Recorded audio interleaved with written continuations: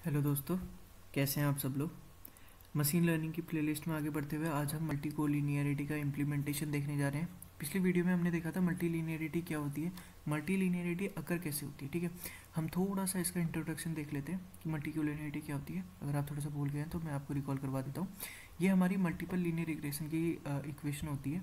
Beta zero plus beta one X one plus beta two X two plus dot dot dot dot up to beta N X. ठीक है, ये beta one beta two beta N क्या होते हैं, ये हमारे होते हैं कोफिशिएंट ऑफ इंडिपेंडेंट वेरिएबल। ठीक है, और बीटा ज़ीरो होता है हमारा इंटरसेप्ट, वाई हमारा डिपेंडेंट वेरिएबल होता है, X one X two X N होते हैं हमारे इंडिपेंडेंट वेरिएबल। इसका इंट्रोडक्शन दे देता हूँ। मल्टी कोलिनियरिटी कैसे आती है। मल्टी कोलिनियरिटी जब हमारे दो या दो से ज़्यादा इंडिपेंडेंट वेरिएबल आपस में कोरिलेट करने लग जाते हैं तब हमारे डेटा में मल्टी कोलिनियरिटी आ जाती है। ठीक है, तो इसको चेक करने के लिए कल मैंने बताया था आपको, हम VIF का यूज़ करते हैं, वेरिएबल इन्फ्लेशन फैक्टर। इसकी मदद से हम पता लगाते हैं कि हमारे डेटा में जो मल्टी कोलिनियरिटी है या नहीं है। ठीक है, एक और ईजीएस्ट मेथड है, वो मैं इस वीडियो के लास्ट में आपको बताऊंगा। ठीक है, अगर आपको मेरे द्वारा बनाई हुई वीडियो अच्छी लग रही है तो प्लीज़ लाइक करें, सब्सक्राइब करें, शेयर करें चैनल को एज मच एज पॉसिबल। ठीक है, ताकि जो और एस्पिरेंट है, जो और लोग हैं जो सीखना चाहते हैं, उन तक ये नॉलेज पहुंच सके। ठीक है, चलिए शुरू करते हैं। VIF variable inflation factor. ठीक है, अब ये मल्टी कोलिनियरिटी क्या होता है ये मैंने आपको बता दिया। लास्ट वीडियो चेक कर सकते हैं। अगर आपको ये वीडियो अच्छे से समझना है तो उसके लिए आप पहले मेरी इससे पहले वाली वीडियो देखिए, जस्ट इससे पहले वाली वीडियो मल्टी कोलिनियरिटी, मेरे नाम के साथ सर्च कर देंगे आपको मिल जाएगी। ठीक है, तो चलिए इसमें आगे बढ़ते हुए कर लेते हैं। पांडास, जब भी हमें डेटा फ्रेम के साथ काम करते हैं तो सबसे पहले हम पांडास इंपोर्ट करते हैं। दूसरी हम वेरिएबल इन्फ्लेशन को इंपोर्ट कर लेते हैं। इसको हम स्टैट्स मॉडल से इंपोर्ट करते हैं। ठीक है,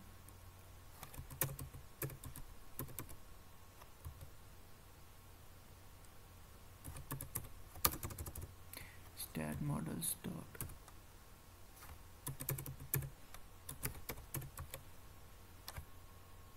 अगर आप टैब दबा देंगे तो आ जाएगा। इतना याद रखने की ज़रूरत नहीं होती है, कोई याद रख भी नहीं सकता है। ठीक है, आप गूगल करेंगे आपको पता चल जाएगा कि आपको कहाँ से इंपोर्ट करना है। ठीक है, ये हमने अपनी लाइब्रेरीज इंपोर्ट कर ली। इसके बाद क्या करेंगे, इसके बाद हम अपने डेटा को कॉल करेंगे। ठीक है, सॉरी, डेटा को रीड कर लेते हैं, डेटा को रीड कर लेते हैं हम अपने। ठीक है,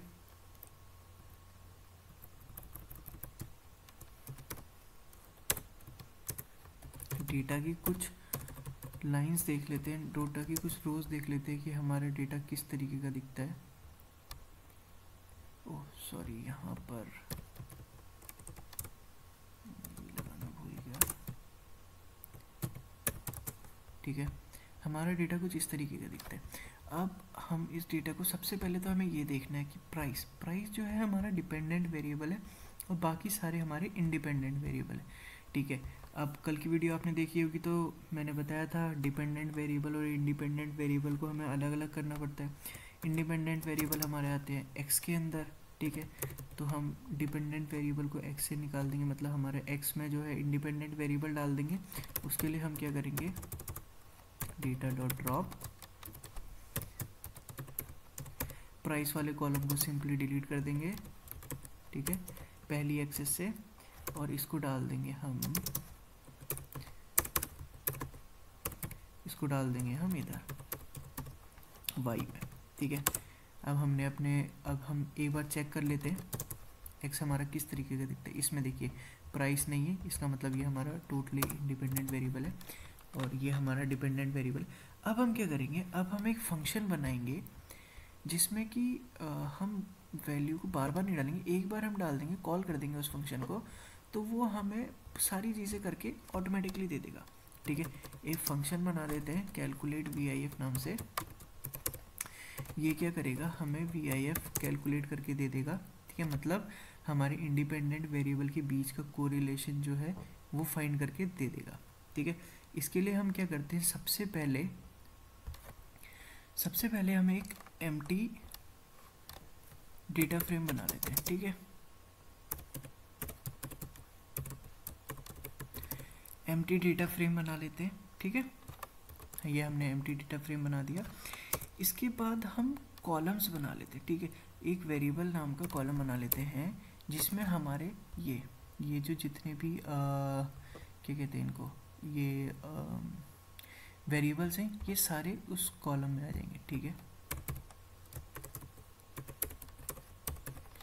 ठीक है, ये हमने एक कॉलम बना लिया जिसमें कि हमारे सारे एक्स के कॉलम आ जाएंगे। मतलब कॉलम जो हमारे हैं एक्स के जितने भी ये कॉलम है ना, कॉलम का नाम, ये सारे हमारे इस वेरिएबल के अंदर आ जाएंगे, ठीक है। जैसे ये हमारे कॉलम है वैसे ऐसे, जैसे ये वही वेरिएबल है, इसके नीचे क्या क्या कॉलम है हमारा, ये टैग्स, ठीक है। इसके नीचे और कौन कौन से कॉलम है, नंबर ऑफ रूम्स, ऐसे करके हमारे सारे जो हैं इस वेरिएबल के नीचे, ये सारे इसके, ये हमारे एक्स के जितने भी इंडिपेंडेंट कॉलम्स हैं, ये सारे इस तरीके से रो के फॉर्म में आ जाएंगे, ठीक है। अब हम क्या करते हैं, अब हमने वो कर लिया, अब हम अपना VIF को यहाँ पे कॉल करके उसको आइट्रेट करवाएंगे, ठीक है। ये दूसरा कॉलम बना हमारा इस डेटा फ्रेम में। इस डेटा फ्रेम में हमारा पहला कॉलम है वेरिएबल, दूसरा वेरिएबल हम बना लेते हैं VIF नाम से, जो कि वैल्यू कैलकुलेट करके देगा हमें, ठीक है। इसमें हम क्या करेंगे, एक सेकेंड, इसको हम इस पूरा लिखने से अच्छा VF कर लेते हैं, ठीक है। एज VF कर लेते हैं, पूरा लिखने से अच्छा रहेगा हमारा। ये हो जाता है VF,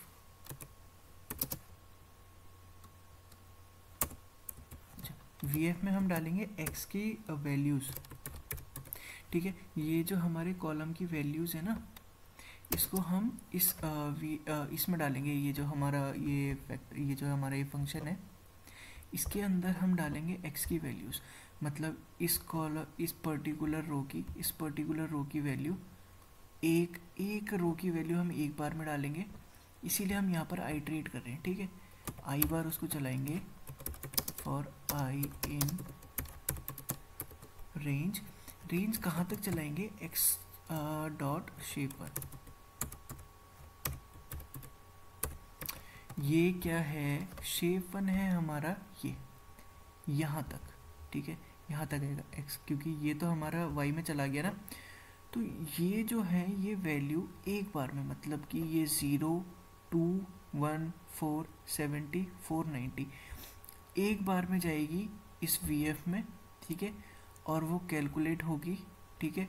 फिर ऐड होती रहेगी, उसमें दूसरी वैल्यू ऐड होगी, ठीक है, तीसरी ऐड होगी, चौथी ऐड होगी, ऐसे करते करते मतलब काउंट होगी बैकएंड में।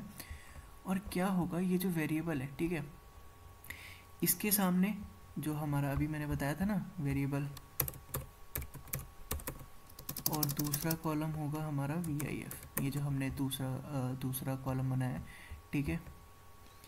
इस जो वेरिएबल के नीचे है ये हमारे इसके नाम आएंगे, ठीक है। ये जितने भी नाम है, interior, bed, number of bedroom, मैं लिख देता हूँ थोड़ा सा, number of bed, number of room, text and so on so fourth.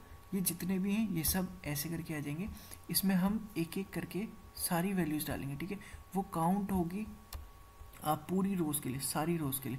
तो इंटीरियर के सामने जो हमारी वैल्यूज़ आएगी, मतलब इंटीरियर के कल अगर आपको याद होगा तो हमारा VIF फाउंड करने का फॉर्मूला था, मैं लिख देता हूँ यहाँ पर, VIF is equal to 1 divided by 1 minus RI का स्क्वायर, ठीक है, RI का स्क्वायर।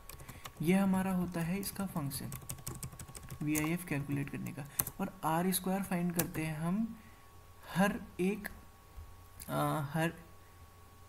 एक उसके लिए, हर एक इंडिपेंडेंट वेरिएबल के लिए हम फाइंड करते हैं, ठीक है।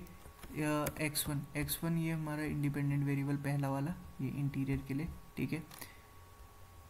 ऐसे करते करते फिर हम इन सब को वो करते हैं, ठीक है। इफ बैकेंड में काउंट होता है, ऐसे हमारा VIF कैलकुलेट होता है, ठीक है। ये हमने थोड़ी सी इसकी वो देख ली। अब हम क्या करेंगे, इसको वो कर देंगे, रिटर्न कर देंगे अपना VIF, ठीक है। अब हम क्या करते हैं, इसको कॉल कर लेते हैं, फंक्शन को, जो हमने फंक्शन बनाया है इसको कॉल कर लेते हैं। और ये क्या करेगा, हमारी जितनी भी कोरिलेशन है x के बीच में, इंडिपेंडेंट वेरिएबल के बीच में जितना भी कोरिलेशन है वो हमें फाइंड करके दे देगा। अब देखिए, कल हमने बात करी थी कि अगर हमारा VIF 1 होता है तो इसका मतलब हमारे डेटा सेट में नो मल्टीकोलिनियरिटी है, मतलब मल्टीकोलिनियरिटी नहीं है। लेकिन हमारा VIF 5 से ज़्यादा होता है या 10 से ज़्यादा होता है, 5 या 10 से ज़्यादा होता है, ग्रेटर देन 5 और 10, इसका मतलब हमारे डेटा सेट में मल्टीकोलिनियरिटी है, ठीक है। अब यहाँ पर आपको दिख रहा है कि 35 है इंटीरियर के लिए, 30 है नंबर ऑफ बेडरूम के लिए, ऐसे करते करते बहुत ज़्यादा है, लेकिन सबसे ज़्यादा हमारी इंटीरियर और रूम्स के लिए है, ठीक है। अब हमने चेक कर लिया VIF, इसका मतलब हमारी मल्टीकोलिनियरिटी है। बेसिकली हमारा इस वीडियो का मेन मोटिव था कि हम ये चेक करें कि हमारे डेटा सेट में मल्टीकोलिनियरिटी है या नहीं है, वो कैसे चेक करना है, ठीक है। अब कल वाली वीडियो में हमने बात करी थी कि मल्टीकोलिनियरिटी को फिक्स कैसे करते हैं, ठीक है। सबसे पहला था कि अगर आपको कुछ नहीं करना है, तो आप छोड़ सकते हैं ऐसे ही, ठीक है। अगर आपको खाली नॉर्मल प्रिडिक्शन करना है तो आप ऐसे ही छोड़ दीजिए, कोई दिक्कत नहीं है। या फिर दूसरा, या फिर आप क्या करें, कोई एक फीचर जो बहुत ज़्यादा, जिसकी जैसे कि इसमें ये है और ये, जिसमें बहुत ज़्यादा VIF वैल्यू है, आप उसको ड्रॉप कर सकते हैं, ठीक है। या फिर आप क्या कर सकते हैं, इनको ऐड कर सकते हैं, ऐड करने के बाद एक को ड्रॉप कर सकते हैं। सपोज जैसे ये A है प्लस B है, इसको ऐड करेंगे,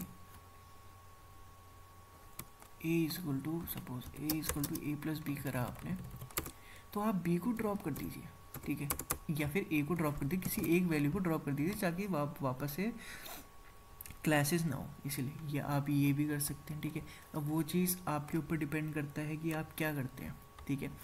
ये आपको पता चल गया VIF काउंट कैसे करते हैं, सॉरी VIF निकालते कैसे हैं, VIF बैकेंड में कैसे काम करता है, ये मैंने कल बहुत ज़्यादा अच्छे से एक्सप्लेन किया था। अभी भी मैंने थोड़ी देर पहले कोशिश करी थी कि मैं VIF को थोड़ा सा समझा दूँ बैकेंड में कैसे काम हो रहा है, ठीक है। ये सारी चीज़ें अब मैंने वीडियो की स्टार्टिंग में आपको बताया था कि एक इससे भी ईजीएस्ट मेथड है मल्टीकोलिनियरिटी निकालने का, और वो ईजीएस्ट मेथड है, आप कोरिलेशन मैट्रिक्स फॉर्म कर लीजिए, ठीक है। कोरिलेशन मैट्रिक्स,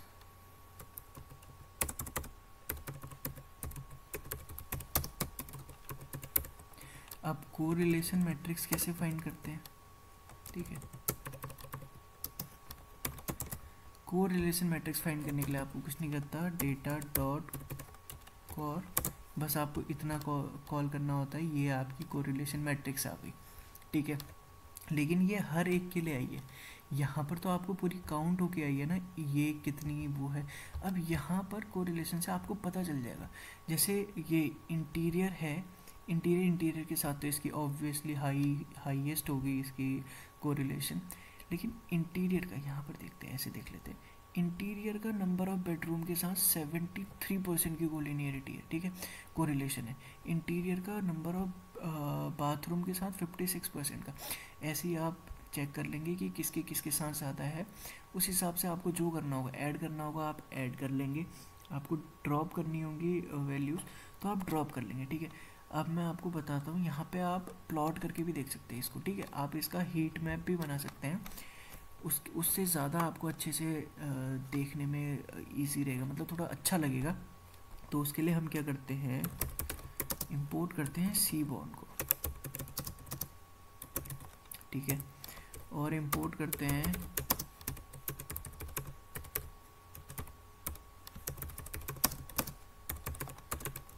ठीक है। ये दो लाइब्रेरी मैंने कल भी आपको बताया था कि एक मशीन लर्निंग इंजीनियर के लाइफ में विजुअलाइजेशन बहुत बड़ा रोल प्ले करता है, ठीक है।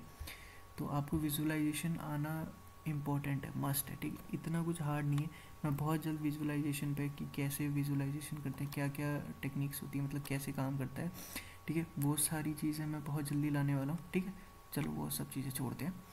अभी हम देख लेते हैं कि यहाँ पर कैसे करना है। हम एक हीट मैप बनाते हैं। ठीक है, sns.heatmap। यहाँ पर हमने ये जो ये चीज़ है ना, इसी का हीट मैप बना लेते हैं। ठीक है,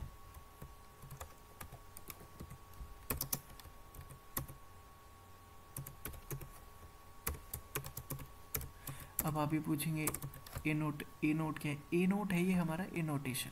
ठीक है, अब यहाँ पर कर देते हैं plt.show।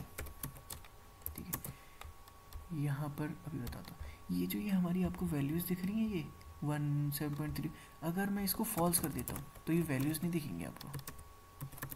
ठीक है, ये बेसिकली एनोटेशन है। ठीक है, तो